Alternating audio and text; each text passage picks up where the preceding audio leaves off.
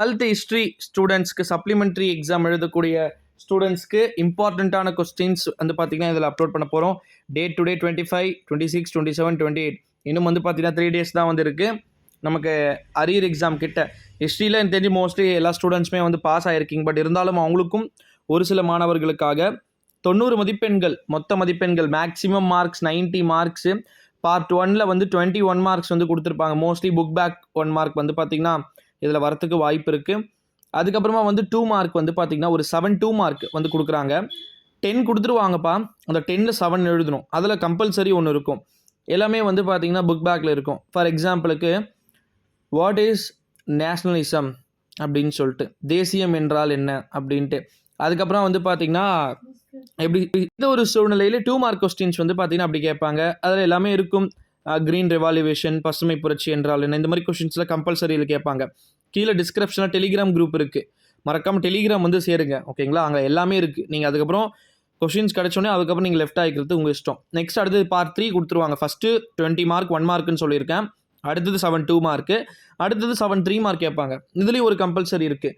இதில் வஉசி சிதம்பரம் அவரது வந்து பார்த்திங்கன்னா கேட்பாங்க. அதுக்கப்புறமா வந்து பார்த்திங்கன்னா சவுத் இந்தியாவில் வந்து பார்த்திங்கன்னா அந்த தொழிற்சங்கங்களுடைய வளர்ச்சிக்காக வந்து என்னென்ன பண்ணாங்க, சிங்காரவேலர் டு த ப்ரமோஷன் அப்படின்னு சொல்லிட்டு அந்த மாதிரி கொஸ்டின்ஸு. அதுக்கப்புறமா வந்து பார்த்திங்கன்னா நிறைய இருக்குது. சூயஸ் கால்வாய் சிக்கல் குறித்து சுருக்கமாக வந்து வரைக, இந்த மாதிரிலாம் வந்து பார்த்திங்கன்னா இருக்கிறது. அதிகமாக 3 மார்க்கில் இம்பார்ட்டன்ஸ் வரத்துக்கு சான்சஸ் இருக்குது. அடுத்தது வந்து பார்த்திங்கன்னா லாஸ்ட்டு பார்ட்டு, இதுதான் இருக்கிறதுல மெயின் பார்ட்டு. மொத்தம் 7 டிடிஎல் செட் கொடுத்துருப்பாங்க. செட்டாக ஃபஸ்ட்டு செட்டில் 41 சொல்லிட்டு 2, அதில் எதனா ஒன்று தான் எழுதணும். 42ல் 2, அதில் எதனா ஒன்று தான் எழுதணும். இந்த மாதிரி 47 வரைக்கும் செட்ஸ் வந்து பார்த்திங்கன்னா இருக்குது, ஓகேங்களா?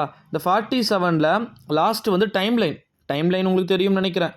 காலக்கோடு, ஓகேங்களா? அது கேட்பாங்க. அப்புறம் மேப் கேட்டிருப்பாங்க. அதாவது எப்படி சொல்கிறதுனா வேர்ல்டு மேப்பை அதில் குறிப்பாக வந்து பார்த்திங்கன்னா எப்படி சொல்கிறது, கடல்வழி, ஓகேங்களா, ஓஷன் ரூட் வந்து பார்த்திங்கன்னா கேட்பாங்க.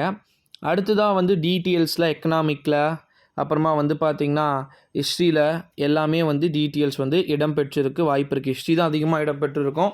ஸோ நீங்கள் கதையாகவே எழுதலாம், ஸ்டோரியாகவே ரைட் பண்ணுங்கள். டெஃபினெட்லி வில் பி நீங்கள் பாஸ் ஆகிறதுக்கு சான்சஸ் ஹைலியாக இருக்குது, ஓகேங்களா? பயப்பட வேண்டிய அவசியம் இல்லைன்னு நினைக்கிறேன். 12க்கு நான் ஆல்மோஸ்ட் முடிச்சிட்டேன். இன்னும் வந்து பார்த்திங்கன்னா ஒரு சிலர் தான் இருக்குது. அதை முடிச்சுட்டு நம்ம அடுத்த கட்ட ஸ்டூடெண்ட்ஸ்க்கு வந்து நம்ம போகணும், ஓகேங்களா? ஏன்னா இன்னும் 12லேயே இருக்கேன். 11th இருக்குது, 10th இருக்குது, இந்த மாதிரி ஏகப்பட்டது இருக்குது. ஸோ அதுக்கெல்லாம் வந்து நம்ம போய் பண்ண வேண்டியது இருக்குது. ஸோ வெயிட் பண்ணி பார்க்கலாம் சில குட்டீஸ். Thank you so much. இந்த மாதிரி நிறைய வீடியோஸ் இருக்குது. மறக்காமல் வந்து பார்த்திங்கன்னா அந்த வீடியோ எல்லாருக்கும் ஷேர் பண்ணிக்கோங்க.